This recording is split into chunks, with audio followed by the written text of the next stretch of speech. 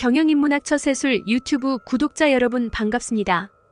경영인문학처세술은 역사 속 지혜와 사례를 통해 현대 사회의 기업 경영과 인간관계를 탐구하는 흥미로운 주제입니다.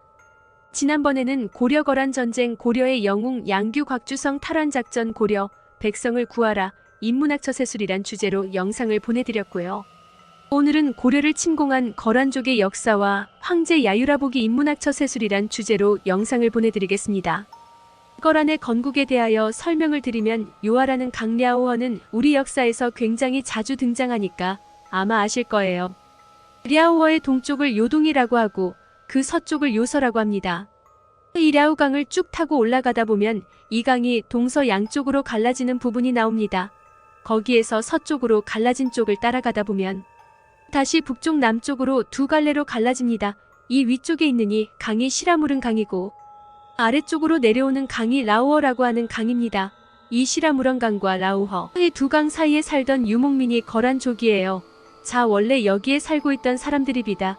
그리고 그 뿌리를 찾아가면은 아주 옛날인데 동호족이라는 게 있고, 동호족에서 갈라져 나온 선비족이게 있는데, 선비족이라면 우리가 좀 아는 부족인데요.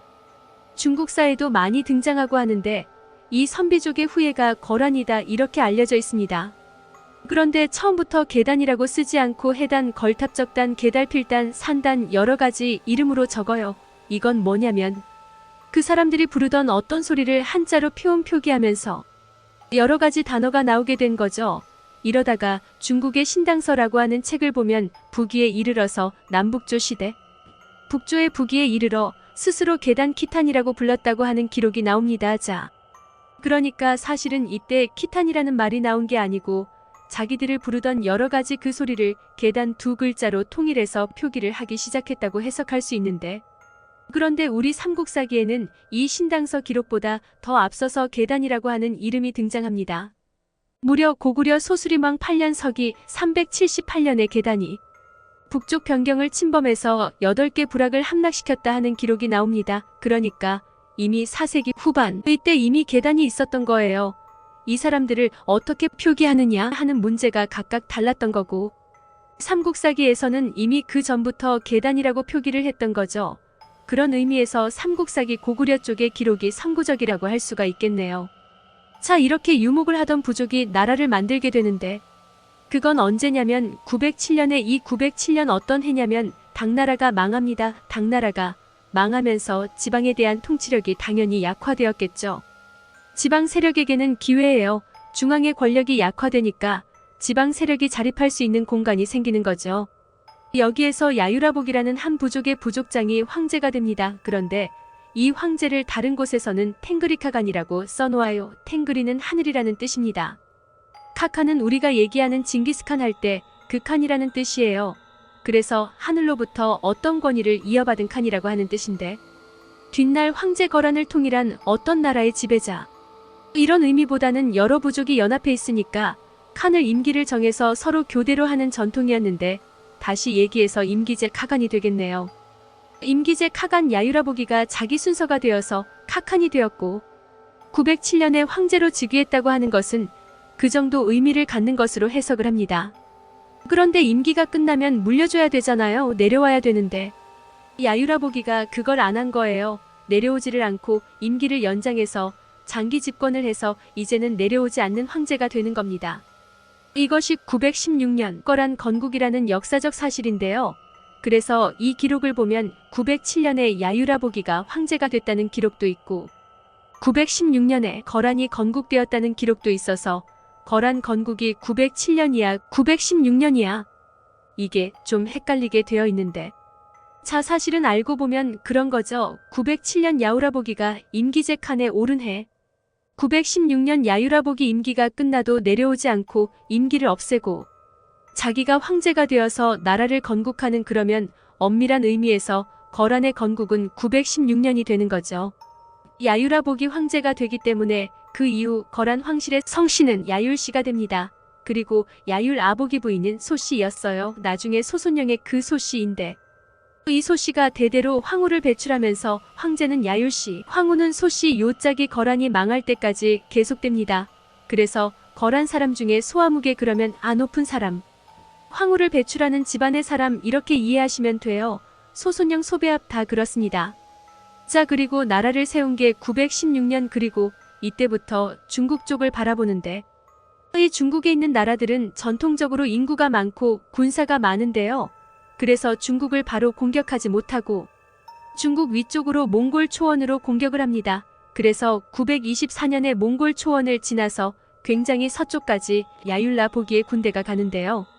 그리고 다음에 우리하고 관계 있는 일이 벌어지죠. 동쪽으로 방향을 돌려서 발해를 공격합니다. 발해와 전쟁이 일어나는데 926년 1월 달에 발해가 멸망하게 됩니다. 고구려가 멸망한 다음에 만주 지역에서 가장 강력한 국가로 있었던 발해가 뜻밖의 거란과의 싸움에서 패배를 한 겁니다. 이 전쟁에 대해서는 자세한 기록이 없어서 거란이 어떻게 성공했는지, 발해가 왜 여기에서 패배를 했는지 알 수가 없어요. 심지어는 이런 얘기도 나오고 있죠. 백두산 폭발설입니다. 백두산 화산이 폭발해서 이것 때문에 발해가 아주 치명적인 타격을 입었고 그것이 결국은 망국으로까지 나라가 망하는 데까지 이어진 게 아니냐 하는 이야기가 있는데 글쎄요. 아직은 믿거나 말거나 하는 수준의 이야기입니다. 자, 발해를 멸망시킨 다음에 거기에 동당국이라고 하는 나라를 세우고 자기 아들을 거기에 남겨두고 통치를 하게 되는데 동당국이라고 하는 이름 한번 보세요. 동쪽에 거란국 이런 뜻입니다. 그러니까 자기들의 분국을 동쪽에 세웠다 이런 뜻이 되겠죠. 거란이 발해를 멸망시킨 것은 국가로 발전하는데 굉장히 중요한 의미가 있습니다. 첫째, 무엇보다도 발해는 그 당시 거란보다 문화가 훨씬 더 발달한 나라로 당나라의 문화를 받아들여서 나름대로 자기 전통과 당나라 문화를 융합하는 그런 발해의 문화를 만들고 있었거든요. 자, 이거를 거란이 차지하게 된 겁니다.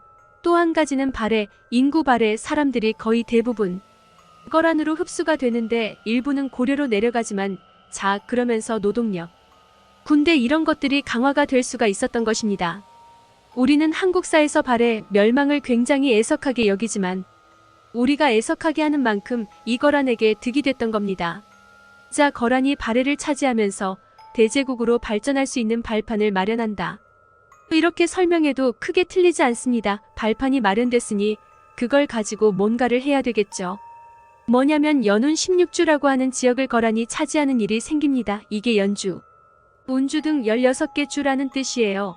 이 연운 16주가 중국과 거란의 관계에서 굉장히 중요한 의미를 갖는데 전통적으로 중국 사람들은 진시황 때부터 쌓아놨던 만리장성이라는 게 있었습니다. 이 만리장성을 경계로 해서 이한이 중국이고 바깥은 중국이 아니다라는 생각을 하고 있었어요. 만리장성 바깥에 있는 나라는 그래서 중국 왕조로 간주되지 않습니다. 예를 들어 옛날 한나라 때 북쪽에 있었던 흉노라든지 당나라 때 북쪽에 있었던 돌고리, 또 그 이후에 나오는 위구르, 이런 나라는 만리장성 아래로 내려오지를 않았어요. 만리장성 바깥에 있는 나라 이렇게 취급을 했습니다. 거란도 사실은 유목 국가이기 때문에 장성 북쪽에 있었으면 중국사하고는 섞이지 않는데 연 16주가 장성 남쪽에 있었던 거예요. 그래서 거란은 장성 남쪽의 땅을 일부 가지고 있는 유목 국가 이렇게 되는 겁니다. 그래서 이 연운 16주가 중요한 의미를 갖게 되는데요. 자, 연주, 운주 등 16개 주, 이 연주는 그 당시에는 유주라 불렸고 지금의 베이징입니다. 운주 지금 산시성의 다퉁 대동이라고 하는 곳이에요. 자, 이런 16개 주를 지도에 표시하면 이렇게 표시가 되는데요. 이거를 거란이 공짜로 얻습니다. 아, 뭐 거의 공짜예요. 아주 공짜는 아닙니다. 자, 이런 일이 있었어요. 그때 중국 지역에서는 당이 망하고 5대 19국 시대가 됩니다. 5대라고 하는 거는 5개 왕조가 짧게 이어지는 시기를 말하는데요. 이 5대 왕조 가운데 하나였던 당에서 반란이 일어나요.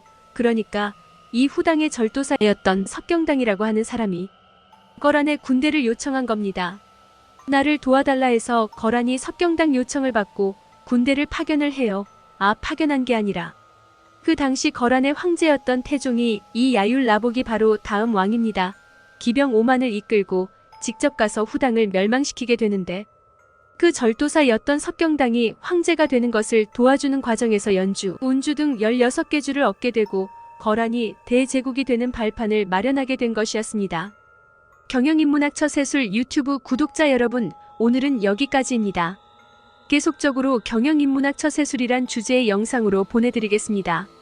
이 영상이 유익하셨다면 구독과 좋아요 꼭 눌러주시면 감사하겠습니다. 다음 영상에서 또 만나요.